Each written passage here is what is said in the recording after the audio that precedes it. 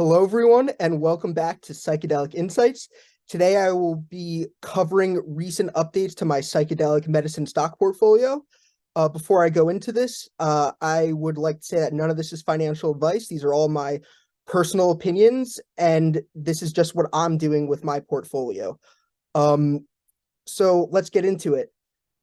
So I would like to start off by saying this.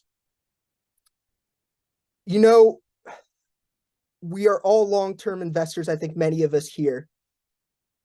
And, for example, I remember when I would watch videos back with James at the Psychedelic Investor, he would say, I'm just going to buy and then I'm not going to check the stock price and I'll come back in 5 years.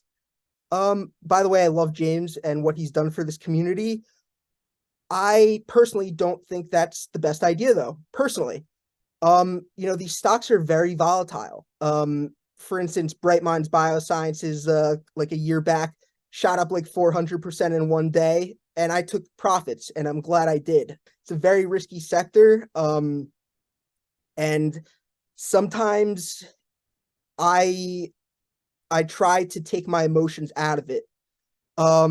We all believe psychedelic medicine has a great future, but when it comes to investing in the space, for me at least, I think it's very important to kind of try to not use those emotions too much when making investing decisions for me. And I'll also say this. If I had passively invested in the sector from the start, I did the calculations, I would be down around 85% right now. 85%. I've made many different changes to my portfolio over the couple 3 years. I started investing at the hype cycle, the hype wave. And I've managed to, it's sad that I'm bragging about not being down too much, but I'm down around 45%. And I did the calculations. If I had just held all my original positions, I would probably have been down 90%. So just, it's something to think about here. And let me just talk about my recent decisions I have made with my portfolio. A lot of these decisions were really hard to make because, again, I am very emotionally invested in this sector, both from a financial standpoint and for just, wanting to see these drugs reach people in the medical world who don't respond to what is being used to treat their mental health disorders. I actually am in a social work program right now. I am an intern at an intensive outpatient program for people dealing with addiction to substances. And, so it can be, and I see a great future for these psychedelics. I would love to be able to one day offer psychological support to someone undergoing a psychedelic experience. But I leave that to the side when I'm investing. And by the way, it's very hard to do. It's super hard. And again, I made some very tough decisions this past week that took me on an emotional roller coaster. So let me start from the beginning. I've been on a run recently with these stocks. A lot of it is luck. I can't deny that. But a lot of it is also, in my opinion, doing due diligence on these companies. So where it started off is I bought Mindset Pharma near an all-time low. I think the all-time low for the stock was 16 cents. I got in at 22 cents a share.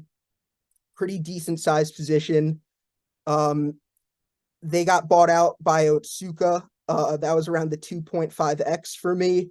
I sold right away. Then, the timing, I got very lucky. Cybin was trading near the 30-cent mark, near all-time lows. They had just acquired Small Pharma. I loved the move. Cybin probably, it may have my favorite portfolio of psychedelic drugs in the sector. I bought in at 30 cents and, this week in the pre-market when results were released, I made the very tough decision to get out at around 48 cents a share.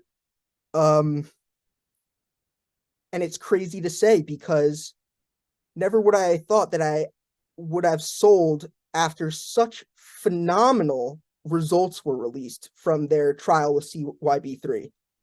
Just absolutely mind-blowing results. I'm going to get into more of why I decided to sell Cybin. It just feels weird to have sold right after some just, again, mind-blowing results, everyone. I saw that, the stock was not reacting to I could see in the pre-market that the news was priced in already. I got out at 48 cents. Now, let me just say, this move had nothing to do with me not liking Cybin. As a matter of fact, Cybin probably has my favorite pipeline in the sector. So you may be saying, why then why would you sell? Well, here's the thing. Let me just say, quite honestly, I have put in an irresponsible amount of my money into this investment sector. Going to be straight up with all of you. Now, while it's irresponsible, this is money that, if I did lose, it would not be the end of the world. But nevertheless, it's still a lot of my money.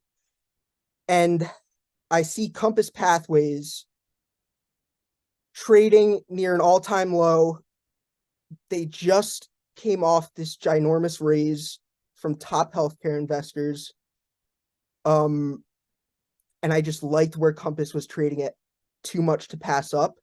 Now, if I had all the money in the world, I would have held Cybin. And would have just put more money into Compass. Now, I could have made the wrong decision, everyone. Cybin could continue to run. You never know. Compass could crash back down. Again, you never know. But again, I cannot state enough how hard of a decision this was for me. Especially considering, again, they have my favorite pipeline in the sector. But listen up, everyone. Compass Pathways has had to raise $800 million to where they're at right now. And they will have to raise more money. Let that sit in a bit. Now, Cybin has a decent sized cash position, and I think they're going to be fine long term. I really do. Doug is incredible. We've had him on the channel so many times. I've talked to him. He's one of the best CEOs in the space. They have one of the best pipelines in the space. Their time will come. It was just for me the move to get into Compass. I love their cash position. They have readouts coming in the summer.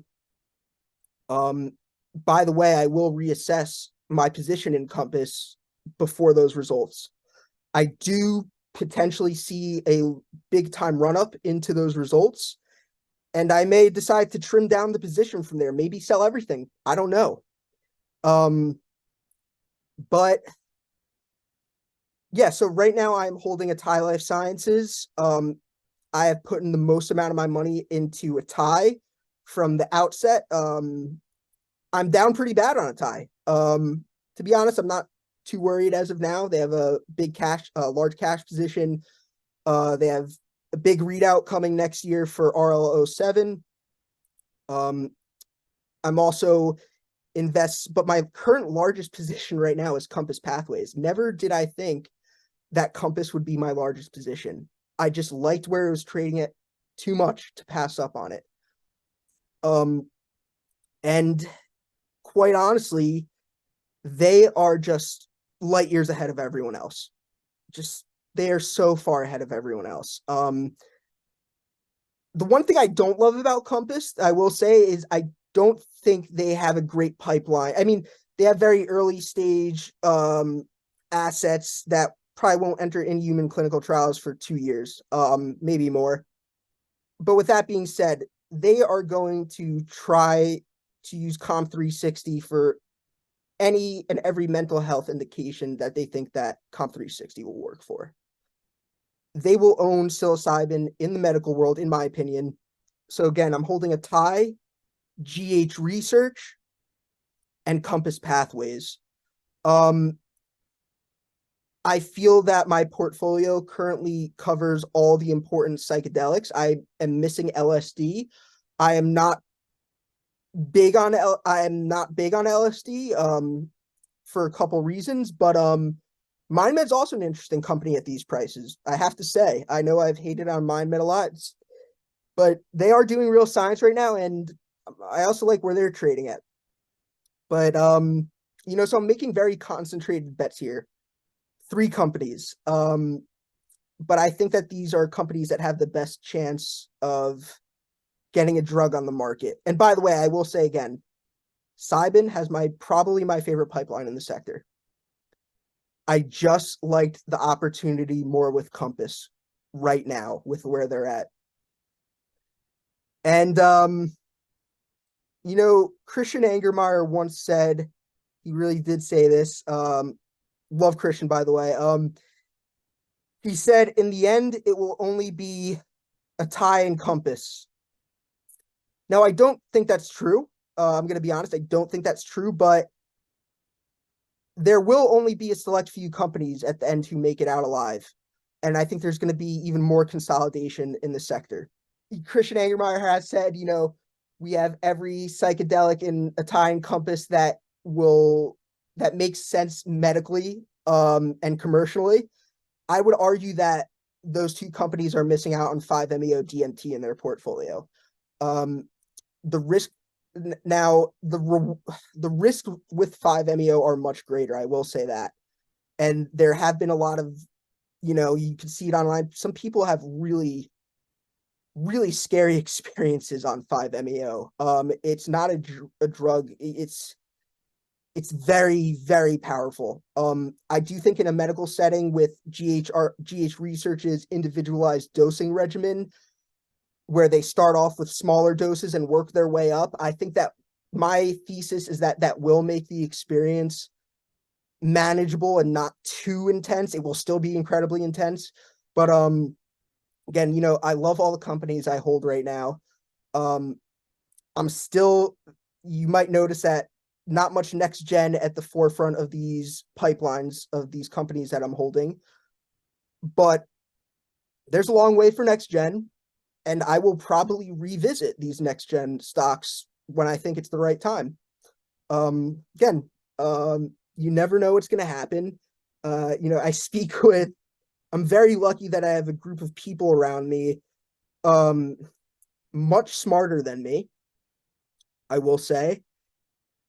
And even they don't know what the fuck is going to happen. Sorry, my language here, but they have no fucking clue what's going to happen, if the stock's going to go up, if the stock's going to go down. I speak with brilliant people all the time. I ask them their opinions, like, why is this company trading where it's at? I'll ask 5 different people. I'll hear 5 completely different opinions. So it's hard to tell the future. But yeah, I just wanted to give a portfolio update, give my thinking on the decisions I have made, and I hope you all got something out of this video. I hope you enjoyed it. I am very excited for 2024. There's going to be some, Compass Pathways readout, could be ginormous for the sector, ginormous for Compass. And thank you everyone so much for all the support you've given our channel. I mean, Adam and I, while these stocks are all just getting absolutely hammered, we still continue to have people showing so much interest in our channel and the stocks we cover, and the interviews that we do. And both Adam and I have talked about this. We think that there's going to be a big time recovery with these stocks. I think so. I think it's going to be huge. Obviously, I wouldn't be investing in these companies if I didn't think the potential wasn't there. I view it as I view it as the best investment that you can make outside of, obviously it's very risky. Everything could go to zero. You never know. But, outside of index funds, when it comes to individual companies, I don't give a crap about anything else about psychedelic medicine stocks, which is why I'm able to actually spend a lot of time researching these companies. If you've made it through to the whole video, I thank you very much. I hope you enjoyed it. Please like and subscribe and follow us at Psyched Insights on Twitter. And I hope you all have a great day. Thank you.